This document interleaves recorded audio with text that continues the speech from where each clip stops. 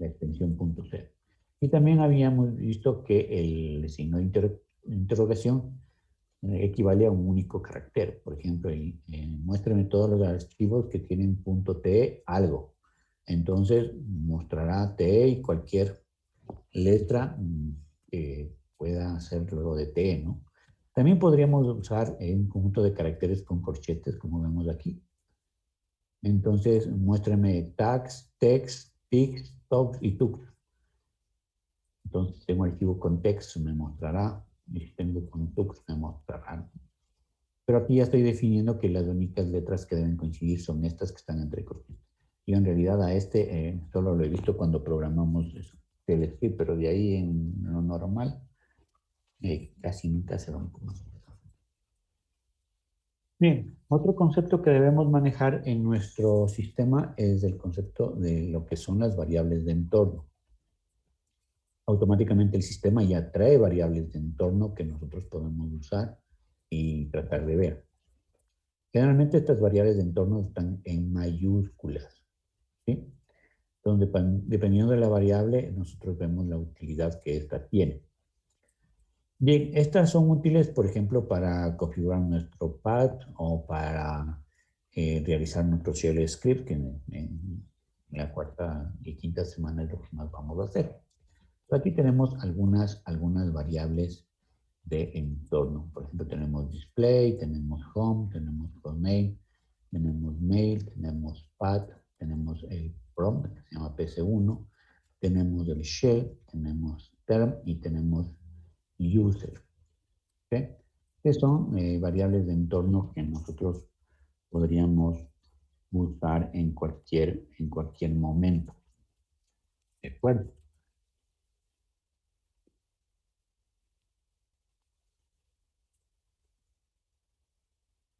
Bien. ¿Cómo podemos ver las variables de entorno? Pues simplemente podemos decir echo y con el símbolo de dólar el nombre de la variable de entorno. Por ejemplo, le digo display. Y no tengo un display porque no tengo entorno gráfico, pero le puedo decir, por ejemplo, home. Ese es mi variable interno de home. Podría decir user. ¿Qué más tengo? Tengo mail, por ejemplo. Tal vez no lo tenga, pero vamos a ver. Ahí está. Ese es el lugar donde está el casillero de correo electrónico de mi usuario. Podría ver cuál es el hostname. ¿Sí? Podría ver, por ejemplo, cuáles son los paths que tiene el sistema. Pero automáticamente cuando yo escribo un comando, cualquier comando que yo disponga va a buscar el comando dentro de USR local bin o en bin, en USR bin, en USR local sbin, en USR sbin, en homedavid.local/bin y en homedavid bin. Entonces, si yo quiero que un comando yo lo pueda dar en cualquier momento y desde cualquier lugar, el comando debería estar en una de estas carpetas, ¿no? Y si yo estoy programando un shell, podría meter mi shell dentro de esta carpeta o dentro de esta carpeta y podría ejecutarlo desde cualquier lugar. Eso es lo interesante. Bien, veamos, por ejemplo, una última variable de entorno, como puede ser, por ejemplo, PS1. ¿Okay? Ahí está la forma como nos da el prompt, ¿no? Primero nos dice el usuario, aquí está el usuario. Luego dice el arroba, aquí está el arroba. Luego nos dice el hostname, este es el hostname. Y luego nos dice nuestra carpeta en la que estamos, ¿no? Y ahí nos muestra. Y luego el símbolo de dólar. Si hubiese hecho esto estando como superusuario, aquí me hubiese mostrado el numeral. ¿Qué más puedo ver? Por ejemplo, puedo ver shell. Y me dice que lo que yo estoy usando es bash. Sí, y ahí están casi todos las variables de entorno que están en el documento y que nosotros hemos podido ver. Bien, aquí tenemos una forma de definir nuestras propias variables de entorno dependiendo del shell en el que estemos, ¿no? Aquí nos habla que los más populares son tcsh y bash. Nosotros usamos bash, entonces nosotros podemos decir export, el nombre de la variable y el valor. Y si usamos TSSH, en vez de usar export, usamos send en la variable y el valor. Por ejemplo, para definir el valor del display en bash, podemos poner export display igual localhost 2.0.0. Vamos a probar. Entonces ya habíamos visto que en nuestro caso, display no tenía nada. Entonces vamos a hacer un export a display igual localhost 2.0.0. Y ahora puedo dar otra vez display y vemos que la variable de entorno ha tomado el valor que yo acabo de asignar con el parámetro export. Si uso un shell diferente a byte, que es el TSSH, en vez de usar export, usamos setemp. Ok, es interesante. Luego tenemos un tema de los alias. Estos también son muy utilizados en un sistema. A veces nos gustaría tener un alias para minimizar un comando que siempre estamos dando y nosotros queremos que sea más corto, ¿no? Y entonces ahí tenemos la oportunidad de hacer un alias. Por ejemplo, aquí dice que yo podría cambiar, que no se llame mcadir el comando, sino que entienda por md. Entonces yo puedo generar un alias para, en este caso, md. Por ejemplo, si yo le digo alias, enter, veo yo todos los alias que están disponibles. Por ejemplo, el egrep es un alias para egrep con color auto. fgrep es un alias de fgrep con color auto. ¿Okay? El grep solito es un alias de color auto. El L punto equivale a decir ls menos d punto asterisco. Entonces yo digo ls punto, perdón, L punto, pues ahí nos muestra todas los archivos que son ocultos. ¿Sí? El LL, que es el que yo les enseñé el otro día, pues es un alias de ls-l. El which es un alias de este comando. Y son los únicos alias que tenemos disponibles para este usuario. Entonces yo podría crearme un alias que diga, por ejemplo, md es igual a mcadir. Vamos a ver si funciona. Entonces yo digo alias y vemos que md es igual a mcadir. Entonces para crearme una carpeta, pues yo digo md dir1. Y vemos que ya se creó dir1, ¿no? Y ustedes ven que dir1 es un directorio. Bien. Entonces me he hecho un alias de un comando en vez de que se llame o el nombre real mcadir, pues yo he preferido llamarle md porque me es más fácil y es más rápido o cosas por el estilo, ¿no? Y así se pueden hacer alias para un sinnúmero de comandos que uno querría que sea más fácil o más cómodo realizar. ¿Sí? Entonces, si queremos que ese alias esté disponible todo el tiempo, podríamos definirlo en este archivo, .bash profile del usuario. Entonces, este archivo .bash profile del usuario, nosotros podríamos escribir dentro, editar el archivo con B y escribir aquí este alias, para que cada vez que ingresemos al sistema, tengamos el alias. ¿Por qué? Porque si yo en este momento digo alias, tengo el MD, yo salgo y vuelvo a loguearme y le digo alias, ustedes ven que ya el MD no está, ¿no? El alias solamente estuvo mientras la sesión esté abierta. Entonces, si yo quiero que este alias esté disponible siempre, yo tendría que editar este archivo y escribir dentro del archivo, pues aquí, ¿no? El alias que yo quiero. Entonces, como sé que este archivo se lee cada vez que yo me logueo, pues tendré siempre activo mi alias. Es una forma de disponer del alias todo el tiempo que yo deseo. Bien, otro concepto súper importante que debemos manejar y que de alguna manera ya lo hemos visto es el redireccionamiento de entrada-salida. Sabemos que Linux es modular y por tanto se prefieren herramientas pequeñas que hagan tareas puntuales para realizar todo. Entonces, para hacer el modelo completo es necesario proveer el medio para ensamblar estas herramientas en estructuras que vayan siendo más complejas. Esto se realiza a través del redireccionamiento de entrada al mismo.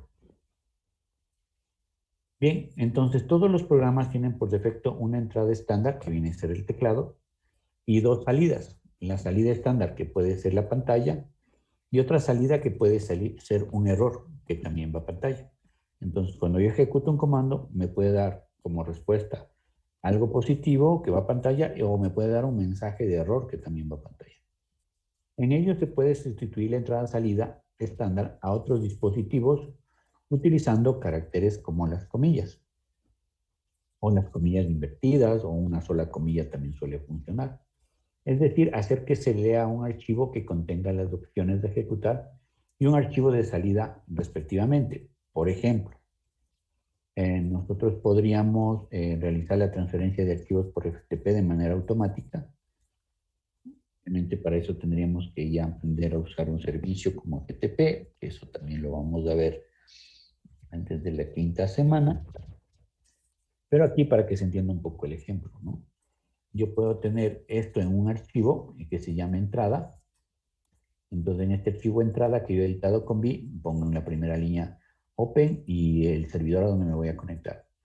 Una vez que me conecte, quiero cambiarme a esta carpeta y luego digo, quiero traer todos estos archivos y al finalizar quiero salir. Entonces lo que hago es mandar al comando nsftp esta entrada. Como ustedes ven, yo uso el símbolo de mayor que y menor que, tanto para establecer lo que viene al comando o lo que sale del comando hacia afuera. Esto ya lo habíamos visto con cat.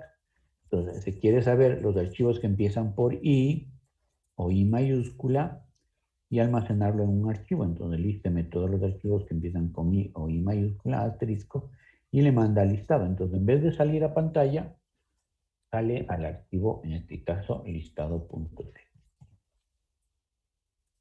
Otra opción que tenemos es el concepto de tuberías, que también ya lo usamos sobre todo con Grep, y con More, cuando aprendimos esos comandos. Entonces, en este caso, nosotros podemos usar la tubería, que generalmente usamos la barra, ¿perdón?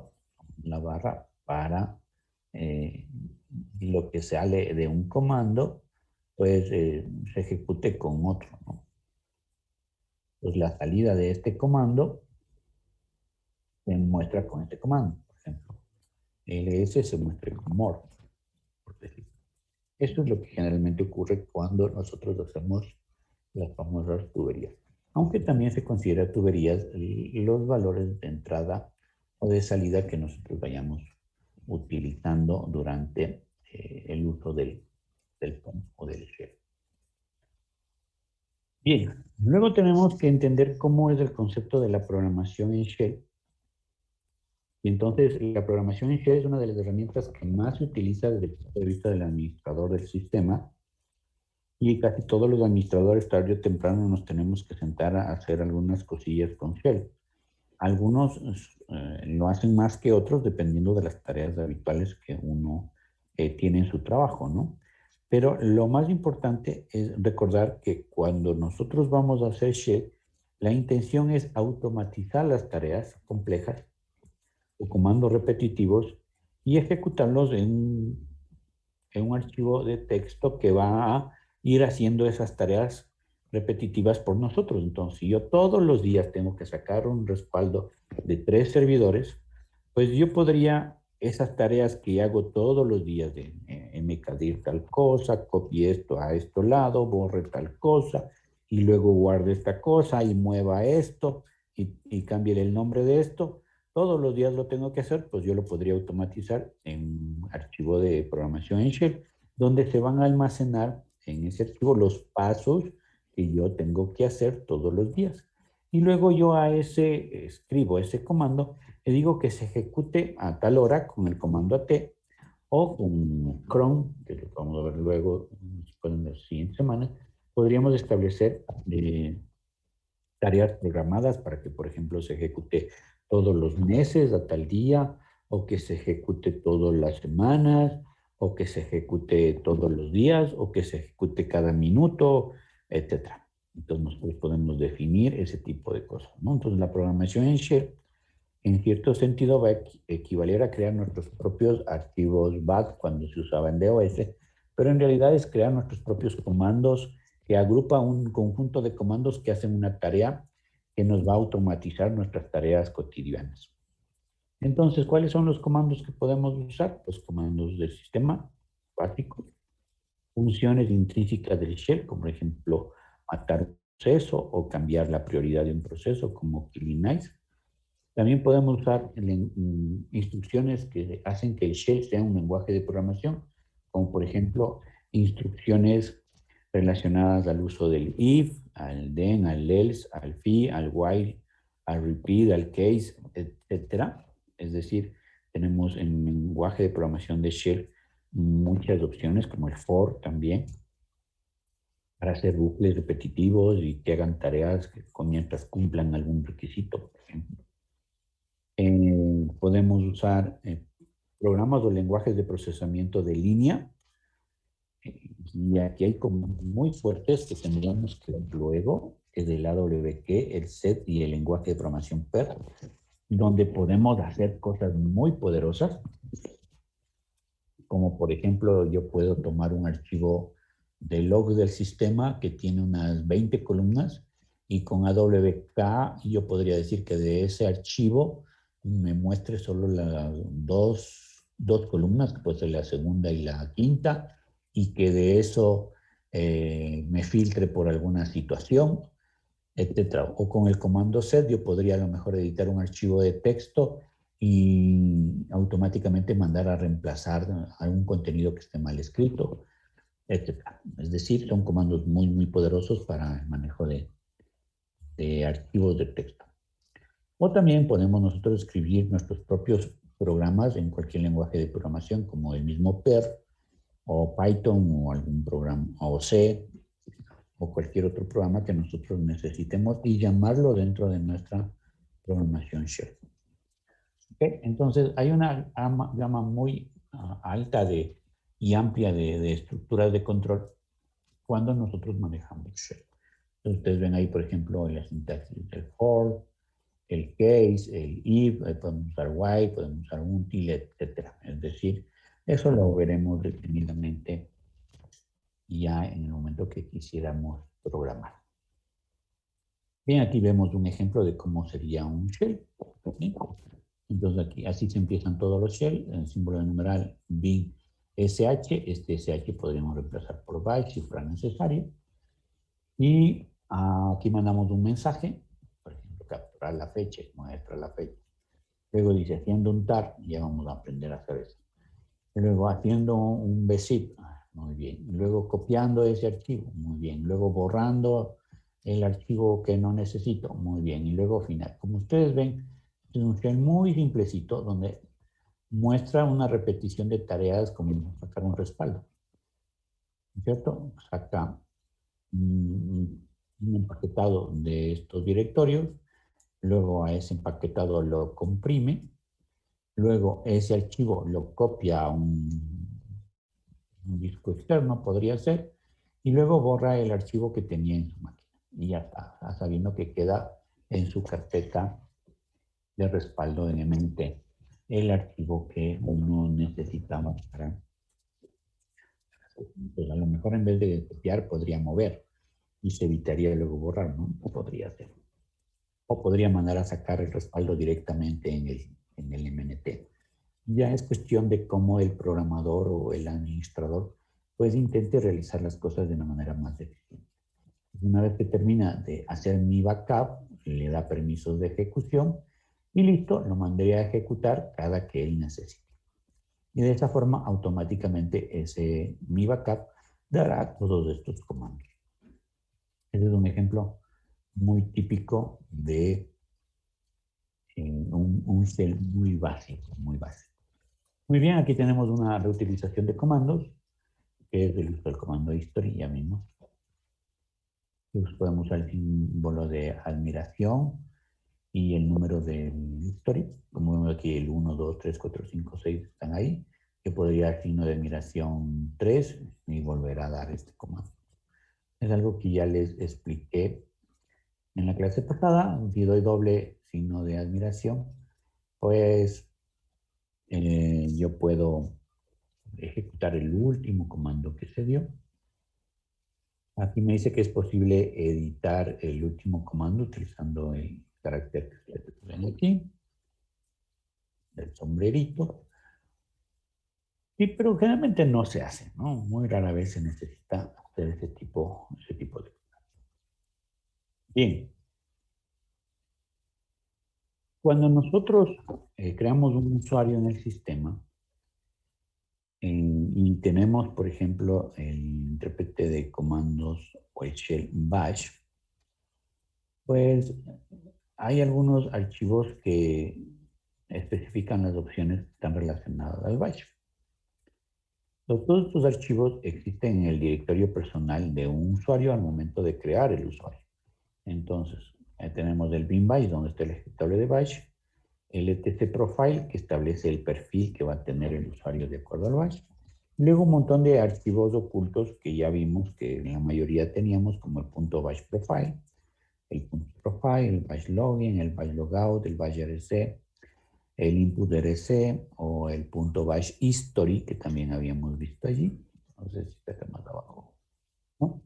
Entonces son los archivos bash que generalmente ocurren. Entonces, como vimos, ahí están, ¿no? Ahí está mi .bash history, mi .bash profile, mi .bash rc, mi .bash logout, que son los más comunes, ¿no? En este caso, mi sistema solo utiliza eso. Bien, esto ya habíamos visto que es la organización de los directorios y ya habíamos revisado qué contiene cada directorio, qué contenía el bin, el dev, el etc. Pero aquí tenemos algunos nodos que sí les voy a explicar. Por ejemplo, aquí tengo el etc rc.d, que son los archivos de inicialización, sobre todo cuando teníamos el sistema init para el manejo de los diferentes servicios o niveles que se llamaban en esta época. Hoy tenemos System STL, que es el que maneja todo, el System ID.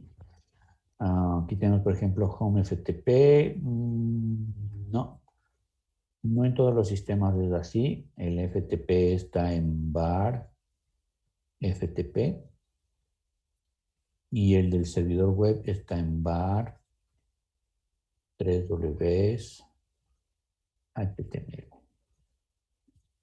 El lib que tiene las librerías, el MNT que ya vimos, y un floppy, progress y ya.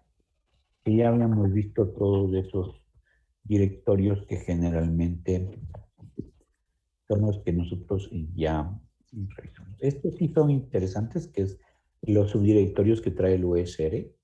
Por ejemplo, el sistema X Windows está dentro de USR, pero si lo tuviéramos instalado, ¿no? En el caso de este equipo, y yo apuesto que no lo tenemos,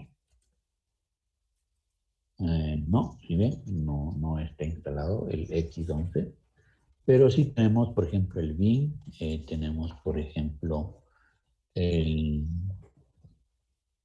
¿cuál más está ahí? No USR, tenemos el etc, tenemos el games, tenemos el include, tenemos el live, ¿sí? El local y como los generales, ¿no? Entonces, ¿cómo es que va variando esto? Pues va variando de versión en versión. Entonces estamos nosotros con un CentOS 7 que sí se diferencia de un CentOS 6 y no sería la diferencia con CentOS 8. Y no es lo mismo, por ejemplo, mirar una distro como CentOS como, por ejemplo, mirar una distro como Ubuntu o como Debian, donde ahí las cosas sí están con otros nombres, incluso están en otras carpetas. Pero la esencia sigue siendo la misma, ¿no? Muy bien, aquí también tenemos lo relacionado al bar. Y ahí tenemos pues también las carpetas más comunes del VAR, ¿no? No todas porque instalamos un minimal, pero sí algunas de ellas, ¿no? Por ejemplo, el VAR Room, es interesante. El VAR Spool, ¿cierto? Y algunas opciones del Spool. Por ejemplo, desde el Chrome, el LPD, el Mail, el Postfix, por ejemplo, y el TMP. Muy bien, entonces vamos a ver el tema de los permisos y entraríamos ya a hacer la práctica con este tema. Así que quiero que todo el mundo prenda sus máquinas virtuales. Me voy a conectar desde otro lado porque no suelo tener todas las opciones de aquí. Esta es la 131. Voy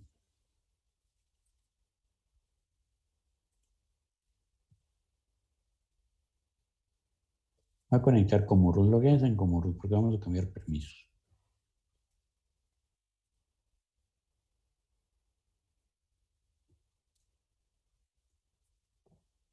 Ok. Bien, entonces vamos a empezar con el tema de los permisos.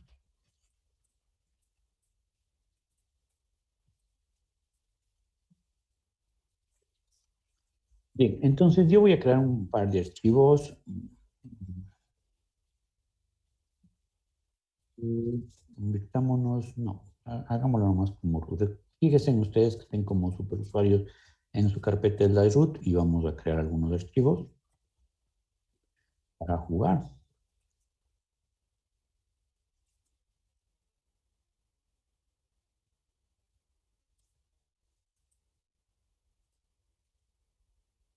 ¿Ok?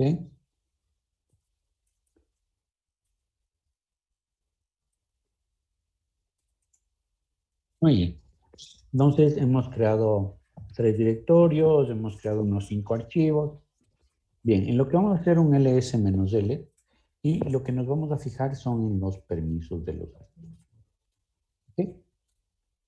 Entonces, ¿qué es lo que vamos a hacer? Entonces vamos a concentrarnos en los permisos de cómo funcionan nuestros archivos. Vamos a ver un par de comandos ahí que nos permite manejar los archivos. Entonces yo voy aquí a abrir menú nuevo.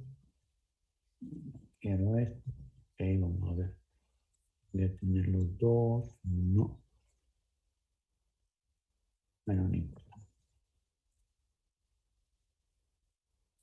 Bueno,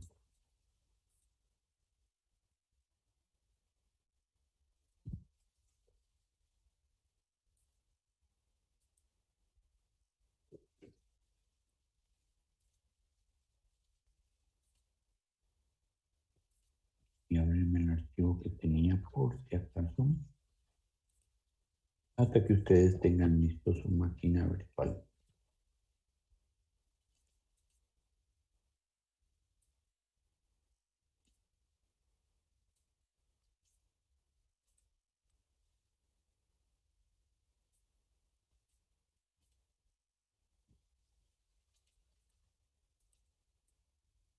Muy bien.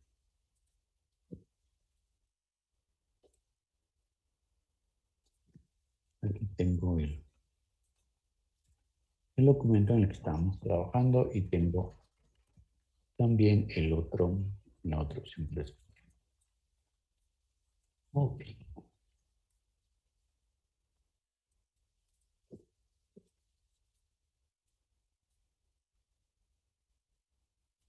Bien, entonces vamos a ver el tema de los permisos.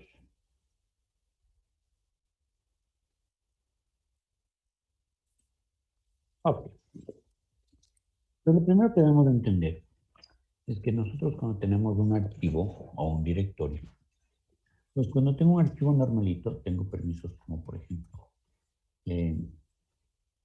rw-rw-rw. Como vemos aquí, ¿no? O podríamos tener rw R, R. Pues lo que debemos entender aquí es que aquí se divide en 3 columnas.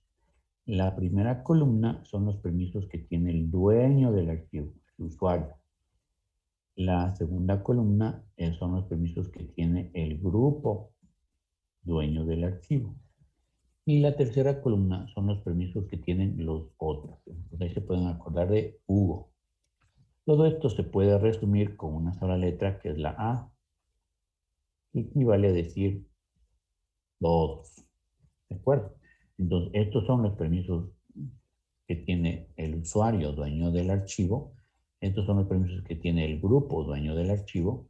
Y estos son los permisos de los otros usuarios del sistema. Entonces, ustedes se fijan aquí, mis archivos que yo creé con el comando todos tienen permisos de rw-, r-, r-.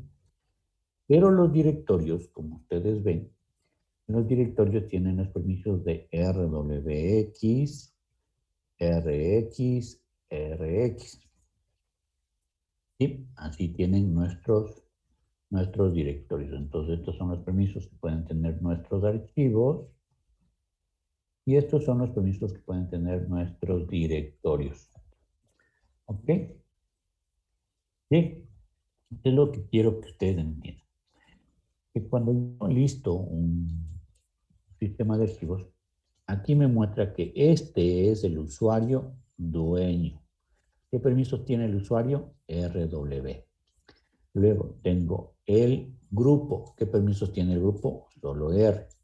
Y los otros son los otros usuarios del sistema que tienen en este caso permisos de R-. En el caso de los directorios vemos que el directorio tiene permisos de RWX para el dueño, RX para el grupo y RX para los otros. ¿Qué significado tiene esto? Entonces, cuando yo tengo la R, significa que es lectura. Cuando yo tengo la W, significa que es escritura. Y cuando yo tengo la X, significa que es ejecución. Pero cuando el archivo es un directorio, significa que es acceso. Es decir, que yo puedo acceder al directorio. Si yo no tengo este permiso de ejecución al directorio, no puedo hacer CD el directorio, no puedo entrar al directorio. ¿De acuerdo? Entonces, los permisos de ejecución que tienen los directorios nos permiten acceder al directorio.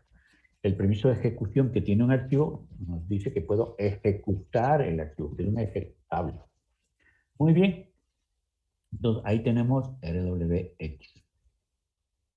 Esos son los permisos que por definición tienen los archivos. Entonces vamos a tener un comando que nos va a permitir cambiar los permisos. ¿Sí? Y vamos a tener también comandos que nos va a permitir, por ejemplo, cambiar el propietario o el dueño del archivo. ¿De acuerdo? Bien, entonces nosotros podemos tener equivalencias con números. Entonces yo puedo decir que la R significa 4, la W significa 2 y que la X significa 1. Entonces, si ustedes suman todos los permisos, nos daría 7. ¿Sí?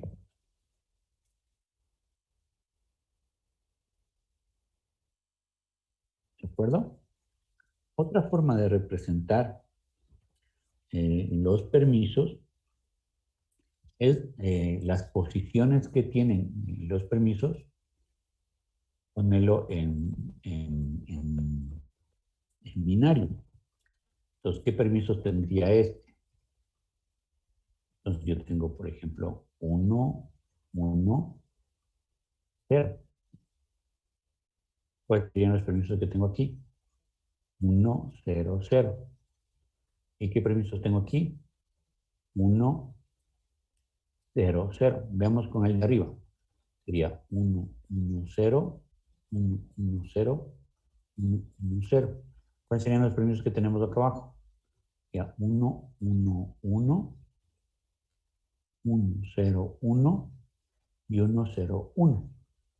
Entonces, ustedes podrían representar, si se les hace fácil con binarios, usando binarios, y si les hace fácil con dígitos que parecerían decimal, pero en realidad son octal, sería con los números en octal o con los números en binario. Entonces, ahí tendríamos los permisos. Entonces, veamos cómo sería representar con números a los permisos. Veamos un ejemplo. Y yo diría que los permisos que tiene aquí es la suma de 4 más 2. ¿Cuánto es 4 más 2? 6, ¿no es cierto? Sería 6. ¿Cuánto es 4 más 2? 6. ¿Cuánto es aquí? 6. ¿Cuál permiso sería aquí? 4 más 2, 6. Solo R, que sería 4. Solo R, que sería 4. ¿Cuál sería el permiso de acá? 4, 2 y 1. Eso sumaría 7. ¿Cuáles serían los permisos de aquí? R y X sería 5. Y aquí sería R y X sería 5. Esa sería la forma de representar estos permisos con números. Entonces aquí sería 666, 644, 755. Queda lo mismo si nosotros convertimos estos números de binario a decimal. ¿Cuánto es esto? Pues de 6. ¿De acuerdo? Esto es 6. ¿Cuánto es esto? Esto es 6. ¿Cuánto es esto? Esto es 6. ¿Cuánto es esto? Es 6. ¿Cuánto es esto? Es 4. ¿Cuánto es esto? Es 4. ¿Cuánto es esto? Es 7. Esto es 5. Y esto es 5. Cualquiera de las formas se puede utilizar para representar los números que correspondan al permiso. ¿Por qué es importante esto? Porque nosotros podemos usar el comando chmod, el número de permiso. Por ejemplo, yo quiero decir que AR2 sea 666, el nombre del archivo. ¿Qué permisos tendrá ahora AR2? Lectura y escritura, lectura y escritura y lectura y escritura. Veamos. Entonces yo miro, por ejemplo, AR2 tiene 644. Entonces yo le digo chmod 666 AR2. Listo. Y ustedes van a ver cómo ahora tiene 420, 420, 420. Por ejemplo, podría cambiar los permisos del directorio para que solo el usuario del grupo pueda acceder.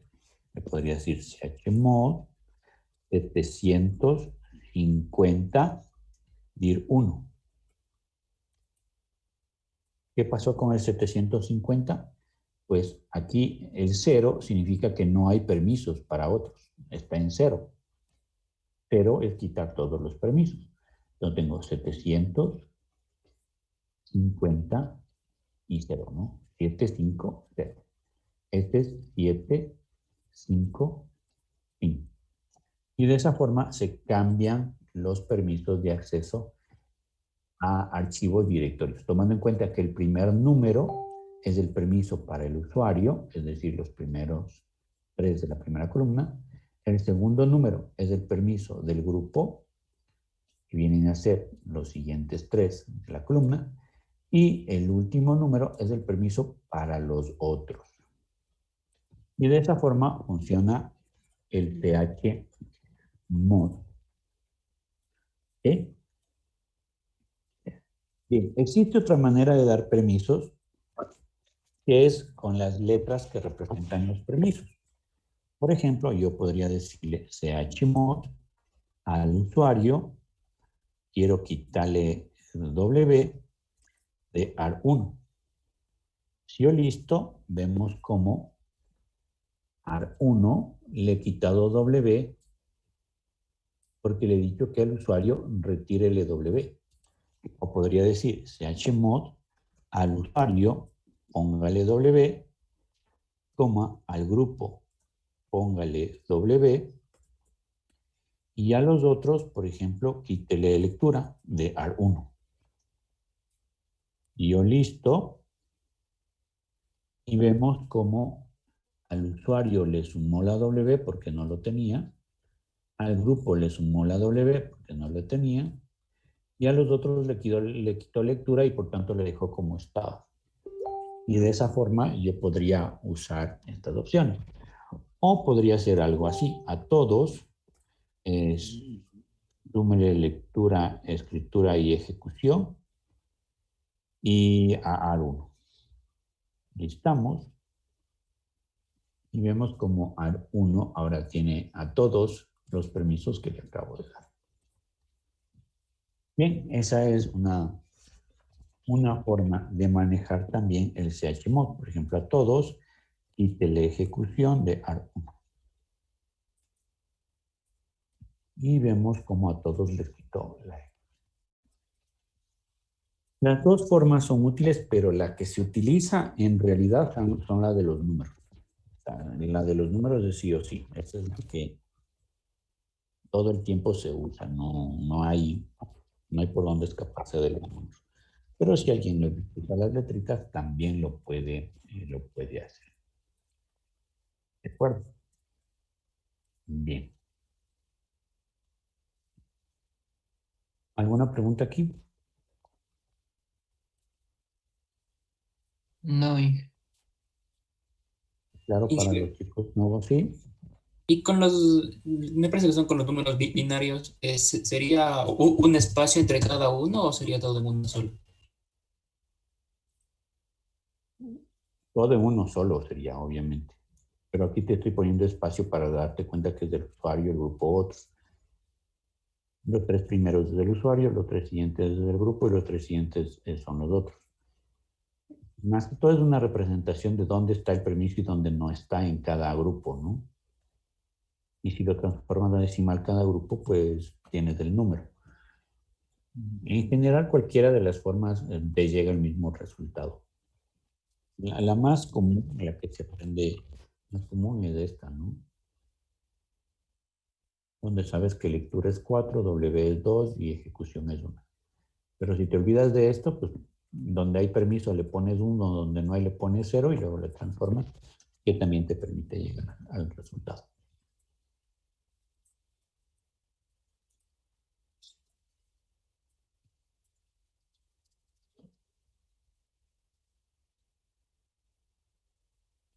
Muy bien. Para finalizar el tema de los permisos, vamos a ver cómo cambiar de propietario. Para cambiar de propietario, vamos a hacer un HOWN y le decimos el nombre del usuario al que quiero que pertenezca el archivo. Y podría decirle el nombre del grupo al que quiero que pertenezca el archivo. Por ejemplo, AR1. Listamos y ustedes ven que el usuario ahora es David y el grupo es root, por ejemplo.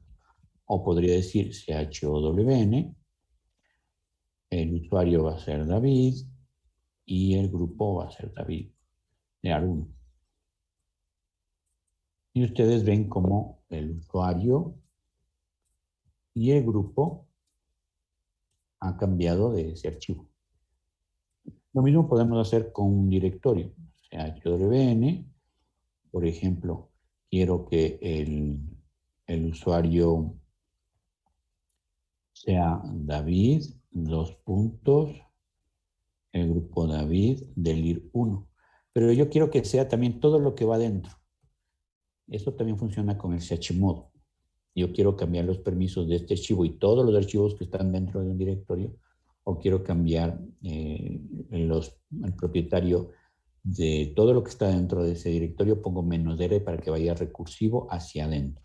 Entonces ahí, si hubiese habido directorios y subdirectorios, también estos se cambiaban de propietario. Entonces yo digo ls-l, ustedes ven a ver que el directorio 1 está David. Hay un comando que permite cambiar solo el dueño del grupo, que es chgrp. Yo podría decirle root a dir1. No se usa mucho porque con el chwn se hacen las dos cosas.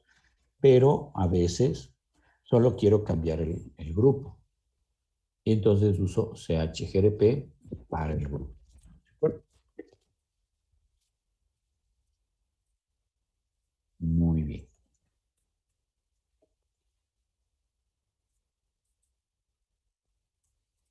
Sí, vamos a hablar del asunto del montaje.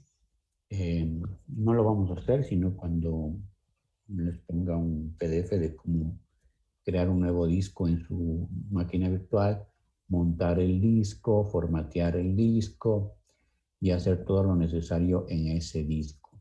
¿Okay? Pero por ahí tenemos algunas opciones de lo que significa montar y desmontar. Este tema de montar y desmontar está relacionado a que yo puedo tener una flash memory, un disco externo y quiero que mi sistema lo reconozca y yo pueda montar la unidad. Entonces yo puedo montar la unidad, poner el tipo de sistemas de archivos, el nombre del dispositivo y el directorio a donde quiero montar. Pero esto lo vamos a ver en una práctica específica para que ustedes se den cuenta de, vamos a meter un disco, vamos a aprender a formatearlo, vamos a aprender a montarlo y hacer que siempre lo use. ¿De acuerdo? Entonces eso es una práctica específica que ya la tengo preparada y que ustedes van a hacerla. Entonces, como ustedes ven aquí, yo puedo montar solamente lectura y escritura. Puedo montar diciendo que se permite o no ejecución en el punto de montaje. Si le permito a un usuario desmontar y cosas por el estilo.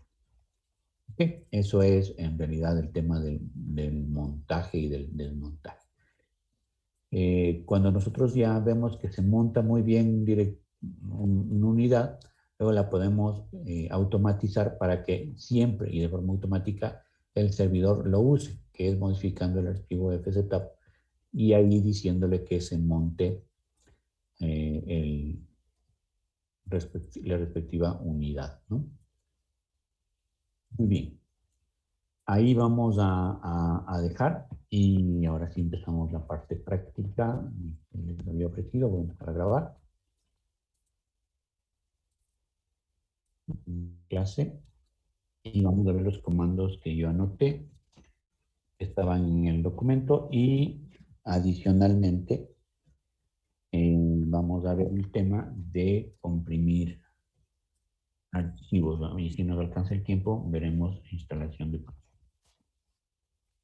Bien, vamos a empezar. Okay. Pues vamos a ver algunos comandos adicionales. El primer comando que yo anoté, por ejemplo, es el comando do. Entonces yo puedo decir do, por ejemplo, -sh /etc. Y yo quiero saber cuánto espacio de disco está usando etc. Entonces, para yo saber cuánto espacio de disco tiene un directorio, yo puedo decir do -sh etc. O en su caso, por ejemplo, yo podría saber cuánto tiene cada directorio, ¿no? Entonces yo puedo decir do sh y hay que decirle asterisco. Y ahí me va a mostrar cuánto tiene el boot, tiene 98 megas, cuánto tiene el etc 31, cuánto tiene el home, solo tiene 24K. Y ahí vemos cómo están las otras carpetas. Miren, el etc también sacó 31 megas. El USR es el que más tiene 1.1 gigas. El bar tiene 129 megas.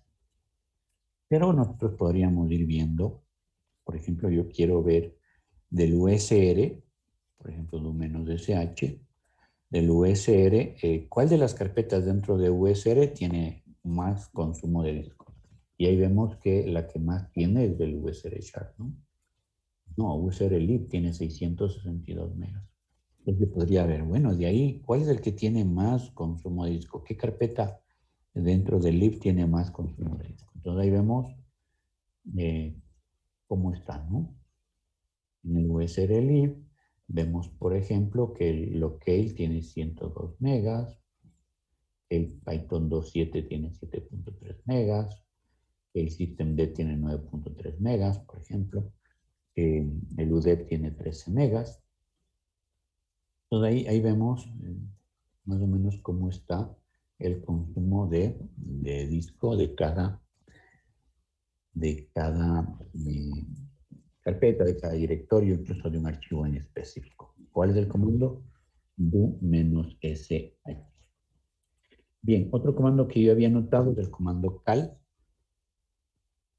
Pueden estar en la carpeta del superusuario, en la carpeta hogar, para hacer algunas cosas, para no dañar el sistema. Entonces yo simplemente le digo cal y me va a dar el calendario del mes en el que estoy. Y ustedes ven que se resalta el número 9, que es el día en el que estamos.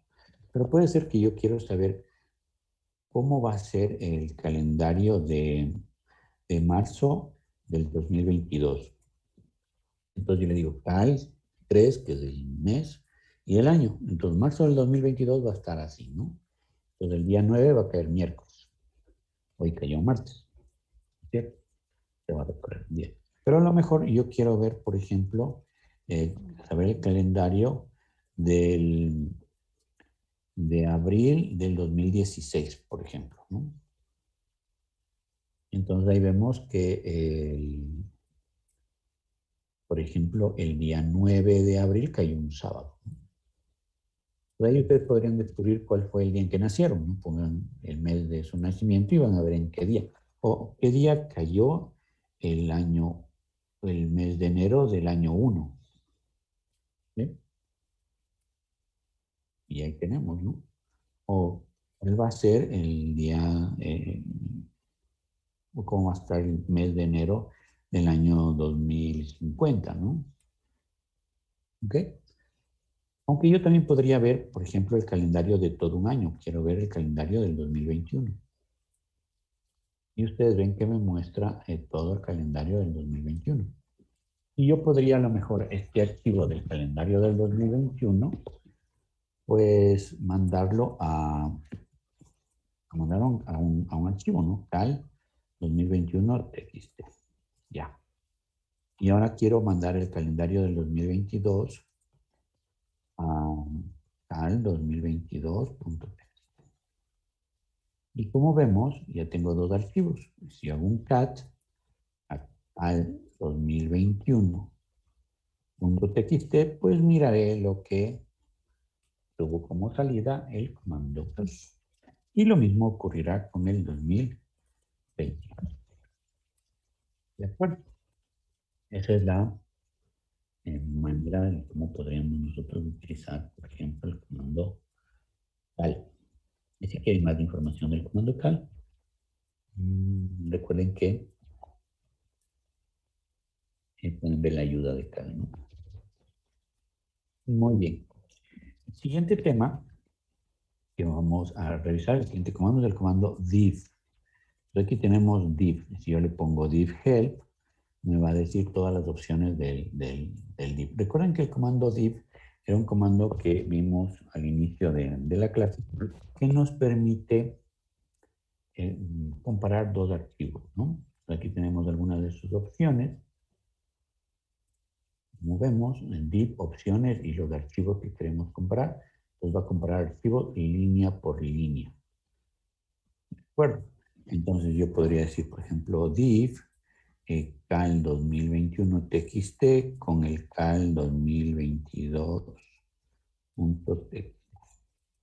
Y entonces ahí nos va mostrando cuál es la diferencia entre archivo y archivo, mostrándonos eh, cada, cada parte, cómo está la diferencia, ¿no? El PS, el 18C con 13, el 18.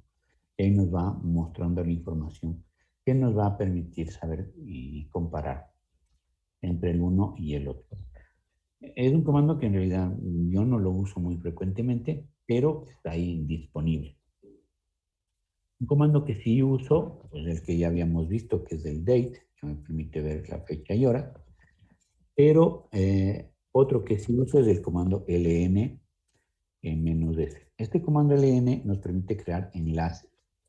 Entonces, vamos a procurar hacer un enlace. Supongamos, yo como estoy como superusuario, puedo hacer enlaces de lo que yo quiera.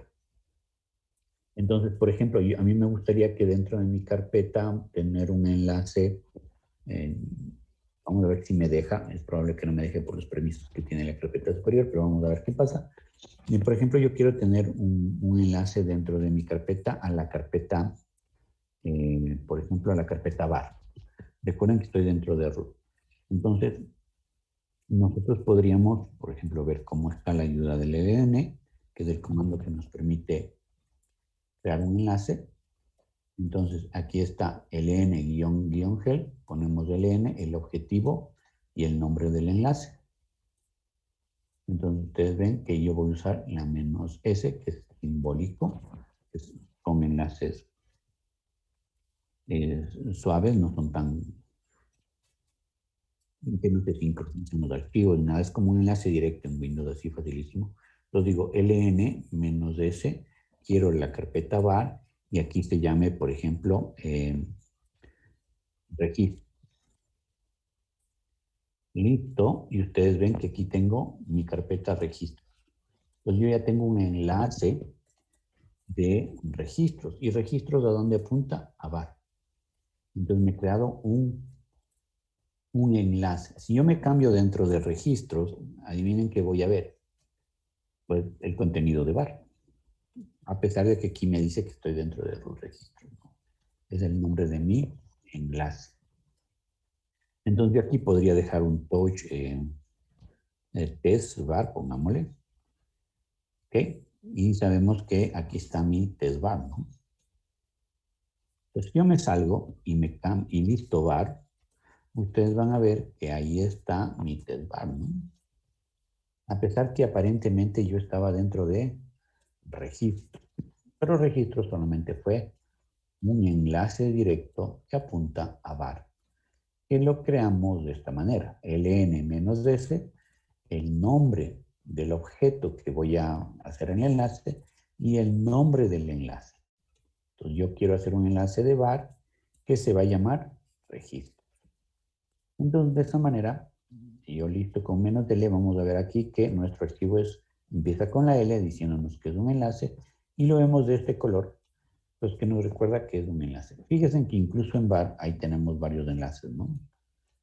Que están allí, que apuntan a carpetas internas, pero que mantienen la estructura de directorios del sistema. Entonces ya hemos visto div, hemos visto LNS, hemos visto do, hemos visto cal. El eco ya lo vimos, aunque lo puedo ver otra vez. Eco, pues, hola, y lo que hace es mandar el mensaje de lo que nosotros hemos escrito en el eco.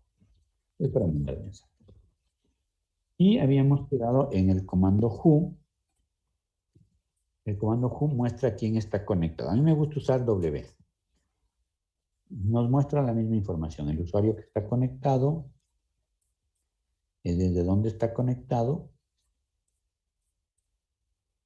la fecha, desde que se conectó o cuánto tiempo está conectado. Y vemos el login, está lo mismo, ¿no es cierto? Esta fecha es lo que no muestra el otro, pero bueno, este dice que está conectado desde este IP, aquí me dice que estoy conectado desde este IP, pero este me muestra más información, como por ejemplo, qué es lo que estoy haciendo, ¿no? Este dio recién el comando W y este otro está en bash, es lo que nos muestra. Pero adicionalmente me muestra la fecha del sistema, perdón, la hora del sistema, cuánto tiempo va prendida mi máquina virtual, cuántos usuarios están conectados y la carga, que lo veremos más adelante cuando veamos procesos. La carga hace 1 minuto, hace 5 minutos y hace 10 minutos. Ahí está. El otro comando que estaba aquí era el rwho. Y yo casi nunca lo doy. Vamos a ver si está. Ni siquiera lo tenemos. Ni siquiera lo tenemos disponible. Pero entre el W y el who está. Uno que se suele dar es who am I. ¿Quién soy yo? ¿Sí? Ese también es útil. Que me dice quién soy yo. Bien. El otro comando que vimos ahí era el comando ID, que me dice el identificador del usuario. Entonces, me dice que este usuario es del 0, se llama root, pertenece al grupo 0, que también es root, y a los otros grupos que pertenece es lo siguiente. Eso es lo que me da el comando ID. También algunas veces tenemos el UID y el GID, pero en este caso no están disponibles. Bien. Teníamos el comando finger, pero no está instalado, así que lo vamos a instalar luego para revisar. Muy bien. El siguiente tema que vamos a ver está relacionado a crear usuarios. Entonces, vamos a crear usuarios. Para crear un usuario en el sistema, aparte del que pudimos haber creado en proceso de instalación,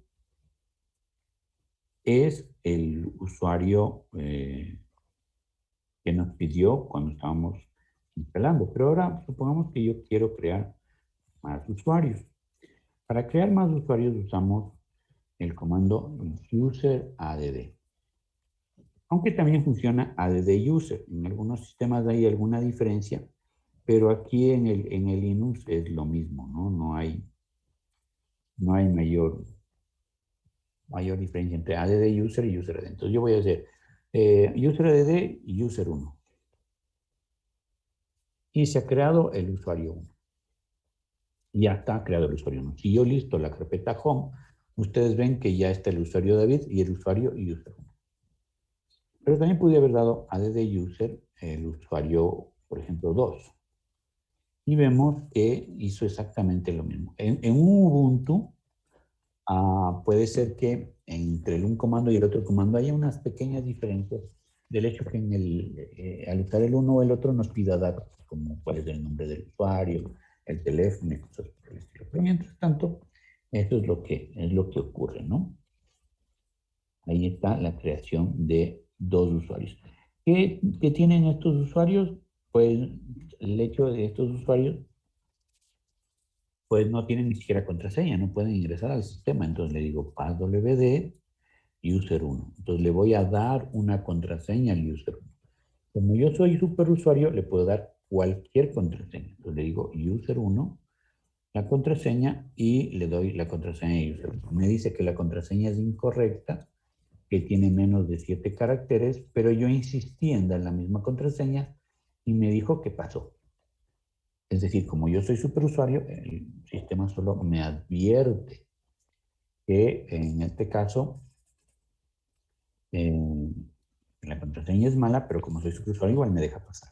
Bueno, ahora le voy a dar una contraseña al user2, pero esta le voy a dar un poco más fuerte y ustedes van a ver que no pide nada, no me advierte nada porque la contraseña cumple los requerimientos y por tanto me deja pasar. Es interesante recordar que un nombre de usuario no debe tener más de 32 caracteres. Es recomendable que use minúsculas. Podría usar un guión bajo. En algunos casos también podría usar un punto. No se recomienda usar mayúsculas y no poner caracteres raros, ¿no? Algunos ponen incluso números, pero ahí es cuando ya tenemos demasiados usuarios y no hay muchas opciones disponibles, ¿no? Bien. ¿Qué pasa al momento de crear un usuario? Al momento de crear un usuario se modifican varios archivos. Los archivos que se modifican son el etc passwd, como ustedes ven aquí en el etc passwd. El primer usuario que se creó es el root y los últimos usuarios que se crearon fueron los tres, ¿no? El que se creó durante el proceso de instalación y el user 1 y el user 2. Como ustedes ven, los usuarios empiezan con un ID de 1000. Este es el ID. El superusuario tiene el ID de 0. El ID de grupo es el mismo que el del usuario. En este caso, en el del root también 00. Como vemos, estos usuarios dicen que están en esta carpeta y nos dice que tienen bin bash como intérprete de comandos. Y hay usuarios especiales que ustedes ven aquí, que no es el root ni los usuarios que hemos creado, que tienen no login, es decir, usuarios que no pueden loguearse en el sistema. Y que son usuarios que se crearon para realizar ciertas tareas específicas en el sistema o que son servicios del sistema, como por ejemplo el FTP, el SSH, el de Postfix, el del mail, el para pagar, el para reiniciar y apagar, para la impresora, etcétera. Todos son usuarios especiales, como por ejemplo no pueden acceder al sistema, no login. La X que ustedes ven aquí representa el password, pero no es el password, simplemente lo representa. Ya tenemos el nombre del usuario, el password, el ID del usuario, el ID de grupo, este espacio que está ahí entre 2 puntos y 2 puntos, por ejemplo, el ETC, si lo estoy usando, es para dar datos del usuario como su nombre, su teléfono, etc. En la carpeta en donde va a loguearse el usuario y el intérprete de comandos del usuario, que en este caso es Daniel. Yo le quiero dar datos a un usuario por usar chgrp. Por ejemplo, le voy a dar chgrp user 1. No tengo. No, pensé es chfn. Yo me equivoqué. chfn user 1. Ahí sí. El comando chgrp era para cambiar de propietario de grupo, de dueño de grupo de un archivo. No se olvide. Bien, el comando que usamos para darle datos a un usuario es chfn de change finger. ¿Ok? chfn. Entonces dice nombre, user 1 Linux, llamémosle. Oficina, pongámosle F6. Teléfono, pongamos el teléfono de la casa y ya está. Entonces, si yo vuelvo a mostrar el etc passwd, vamos a fijarnos que este usuario ya tiene sus datos. ¿Qué son los datos que le hemos dado con el comando chfn, el nombre del usuario? Nos ha pedido nombre, oficina, el teléfono. Esa es la información que se podría conseguir con Finger, pero no sé si el comando lo tengamos, no lo tenemos ya. Finger es un comando viejito que ya no viene por defecto, a menos que lo instalemos. Bien, ¿qué otro archivo se modificó? El otro archivo que se modificó es etc group. Entonces, el primero que se modificó fue el passwd, el segundo es el etc group. Y ahí vemos todos los grupos que se han creado en el sistema. El grupo del root, ahí está. Y vemos aquí los usuarios. Por ejemplo, los que instalaron un entorno gráfico en la clase de instalación, si son muy observadores, van a darse cuenta que en el grupo WEL está el nombre del usuario con el que crearon el proceso de instalación. Este es el usuario que permite ser administrador en el grupo WEL. Y allí vemos que cada usuario tiene su propio grupo y pertenece a su propio. Y por último, el otro archivo que se modificó al crear el usuario fue el shadow. El archivo shadow, recuerden que acabamos de ver primero el etc group y el etc passwd y ahora estamos viendo el etc shadow. Entonces en el etc shadow ahí sí encontramos la contraseña. Entonces el root, la contraseña, como ven, allá, el usuario David y su contraseña, el usuario user 1 y su contraseña, el usuario user 2 y su contraseña. Pero como ven, la contraseña está encriptada.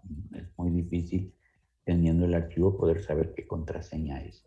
Y luego de la contraseña vienen números que están relacionados a políticas del password, como por ejemplo, cuánto tiempo va a durar el password, cuando caduca el password, cuántos días de advertencia nos van a dar para avisarnos que el password está por, que necesita cambiarse, cuántos intentos puedo hacer en caso de que me estoy logueando y no se bloquea el usuario, etc. Esa es la información que generalmente viene con el usuario. ¿Ok? Entonces ya sabemos crear usuarios y la única forma de crear usuarios es el comando useradd, el nombre del usuario. Y una vez que se ha creado el usuario, pues ya está. ¿Cómo borramos un usuario? Para borrar un usuario decimos userdel -r, por ejemplo voy a borrar el user 2. De esta forma, con la opción -r se borra todo del usuario. Se quita de estos archivos, se borra la carpeta home, es decir, no queda absolutamente nada de ese usuario. Y de esa forma hemos borrado el usuario, haciendo un userdel -r user 2. Y por tanto, ya no tenemos ese usuario. ¿Okay? Entonces también podríamos, por ejemplo, listar ahorita, veamos el home, ya no está la carpeta user 2. Podemos mirar el etc passwd y ya no tenemos user 2. Pues si creo un nuevo usuario, pues tomaré el ID que dejo libre, en este caso, el user. Ok, entonces, si quiero borrar un usuario, lo que hago es usar el comando userdel -r, el nombre del usuario que yo quiero borrar.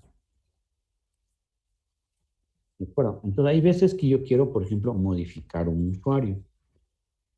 Si yo quisiera modificar un usuario, pues depende del tipo de modificación que yo quiera realizar. Por ejemplo, le quiero quitar el shell a un usuario. Por ejemplo, a este usuario user1, ya no quiero que tenga bin bash, quiero que tenga ese bin no login. Entonces yo podría decirle usermod,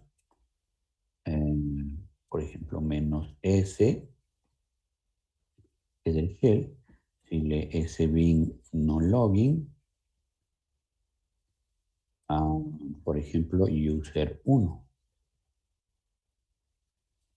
Y de esa forma, si yo miro otra vez el cat passwd, voy a darme cuenta que ese usuario ahora ya tiene no login. Entonces le inicio un usermod -s, ese bin no login user1. Podría repetir y decirle ahora que sí tiene, ¿no? Entonces le podría decir bin bash. Y le he devuelto el shell a ese usuario. ¿Qué otra cosa podemos hacer con el usuario? Podríamos decirle, por ejemplo, usermod -g mayúscula, que pertenezca al grupo well. Recordarán que aquí estaban los grupos que nosotros tenemos en el sistema. Cuando miramos el TC Group, ahí está, es well con doble E. Y le digo al user1. Entonces le estoy diciendo con -g mayúscula que este usuario tenga o pertenezca también a este grupo. Ahí le voy a usar el usuario de ¿okay?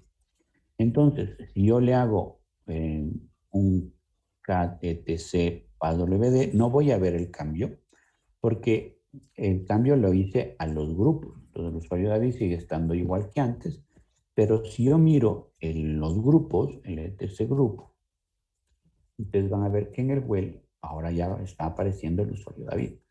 Y por tanto, este ya se convirtió en un usuario administrador. Puede usar el comando sudo. Entonces, yo podría imprimir el usuario David y ya usar el sudo y ya de esa manera mi usuario se convierte en un usuario administrador. De acuerdo. Y de esa forma, pues hemos visto que ya están nuestros usuarios. Una cosa interesante que se puede hacer, ya que estamos en la parte de la creación de usuarios, es configurar, por ejemplo, para que de aquí en adelante todos los usuarios que creemos tengan una configuración preestablecida. Hay varias formas de hacerlo. Una es, por ejemplo, modificando dentro de la carpeta etc default el archivo useradd. Entonces, fíjense, yo estoy dentro de etc default y hay un archivo que se llama useradd. Este archivo establece cómo debe crearse un usuario con el comando useradd. Y vemos que cada vez que yo creo un usuario, le va a dar este intérprete de comandos. Entonces yo podría editar el archivo y decirle que de aquí en adelante todos sean sbin no login. Pues cuando yo creo un usuario, automáticamente tendrá sbin no login. Vamos a probar. Hago bin, user add. Fíjense que estoy dentro de tc default. Y ahí voy a editar el shell. Le pongo i para poner en modo inserción, sbin, y le digo aquí no login. Escape y voy guardando los puntos WQ y ya está. Puedo regresar a mi carpeta home y ahora sí voy a hacer un user add. Por ejemplo, voy a crear el usuario Tux1. Recuerden que Tux es la mascota de Linux, ¿no? Que es un pingüino. Entonces digo user add Tux1 y ahora le digo passwd Tux1 y le pongo la contraseña para Tux1. Muy bien, pongo su contraseña y Tux1 ya tiene su contraseña. El problema es que Tux1 no se va a poder loguear. ¿Por qué? Porque tiene un no login. ¿Cómo vemos? Pues hacemos kdtc passwd. Y ahí vemos que automáticamente al crear el usuario Tux1, este usuario tiene ese bin no login. Entonces, de aquí en adelante, todos los usuarios que yo cree van a hacer ese bin no login. Esto es una forma de protegernos, sobre todo cuando tenemos un sistema que está de cara al Internet y tenemos usuarios que ponen claves muy débiles, ¿no? Y alguien puede robarles las claves y podrían entrar al sistema. ¿Para qué podríamos usar este usuario? Por ejemplo, para correo electrónico. El usuario no necesita tener el shell del sistema para enviar y recibir correo electrónico. Entonces, puede loguearse desde un agente de correo y no necesita estar en el prompt del sistema para enviar y recibir correo. Por ejemplo, ¿no? Bien, otra cosa que se puede hacer es cuando ustedes miraron el archivo etc default user add, miraron que tenía una carpeta que se llamaba Scale. Esta carpeta Scale también es bastante interesante. Podemos cambiarnos a Scale y ahí podríamos, por ejemplo, crear un directorio que se va a crear automáticamente cada que un usuario se cree. Por ejemplo, yo voy a decirle mkdir docs, por decir algo, dentro de Scale. Y vamos a ver si funciona. Voy a crear un nuevo usuario, user add, voy a crear tux2, le pongo una contraseña tux2, le pongo su contraseña,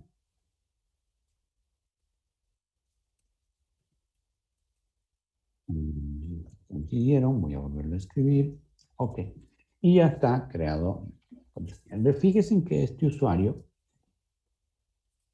asimismo tiene un login, ¿no? Por defecto. Si yo quisiera que este tenga acceso a Bash, pues usermod -s, el bin Bash al usuario tux2. Es más fácil dar y que todos no lo tengan. Ahí sí solamente elegimos los usuarios que pueden conectarse. Eso es lo que se recomienda. Muy bien, y ahora, ¿qué pasaría? Pues hago un ls/home. Ahí vemos que tenemos los usuarios, ¿no? Entonces yo podría hacer un ls home -r y ver el contenido de todos los usuarios. Y fíjense en cómo tux2 automáticamente tiene una carpeta que se llama docs. ¿Sí? Esta carpeta se creó automáticamente porque yo, ¿qué hice? Pues dentro de la carpeta etc/scale, creé la carpeta docs. Y entonces todas las carpetas que yo ponga o todos los archivos que yo ponga se van a copiar automáticamente cuando yo cree los usuarios en el sistema. Y de esa forma, pues yo puedo personalizar muy bien cómo quiero que cada usuario tenga acceso a mi sistema, con qué shell quiero que entre, etcétera, etcétera. Bien, eso con respecto a la gestión de usuarios. ¿Tienen alguna inquietud?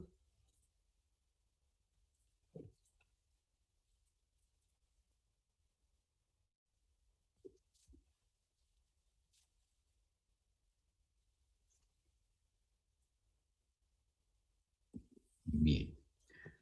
Ok, vamos a dejarlo ahí por ahora, que el tema que me falta es compresión de archivos e instalación de paquetes y la media hora se me va a quedar corta. Así que sugiero que en estos 30 minutos ustedes repasen los comandos que hemos visto, que han sido el div, el ln-s, el do, el cal, el date, el echo, el id, el passwd.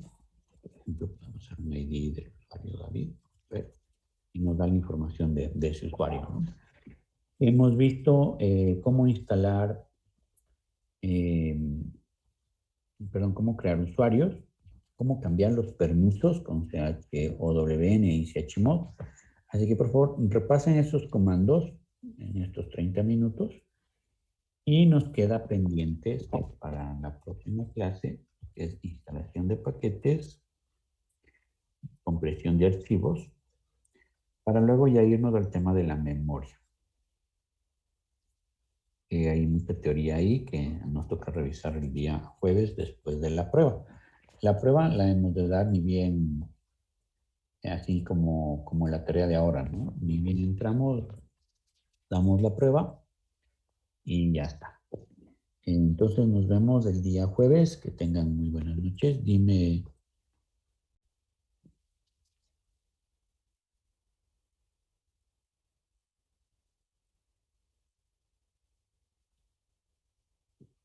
La prueba, en teoría, a primera instancia tengo pensado un cuestionario en el Moodle. Ustedes van a tener que tener prendida la cámara y el micrófono para dar la prueba. Así que ya les advierto que deben tener prendida cámara y micrófono para dar la prueba. ¿Ok? Entonces, va a ser en el Moodle. Lo más probable es que sean asimismo unas 10 preguntas, unas 8 preguntas sobre el tema teórico, sobre todo la parte inicial, donde vimos la parte de los sistemas de archivos, de toda esta parte relacionada en los procedimientos, como los sistemas de archivos acceden a los archivos, etcétera, y tal vez algo de comandos. ¿Okay? Pero la parte más importante de la prueba es la parte teórica. Que ya les adelanto por dónde va a tener más peso, ¿no? ¿Okay? Esa va a ser la idea de la prueba. Y el viernes probablemente tengamos una tarea similar a la de ahora.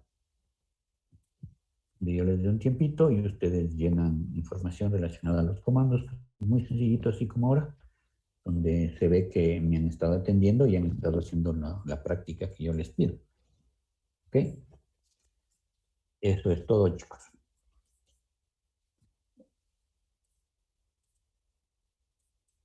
¿Alguna otra inquietud?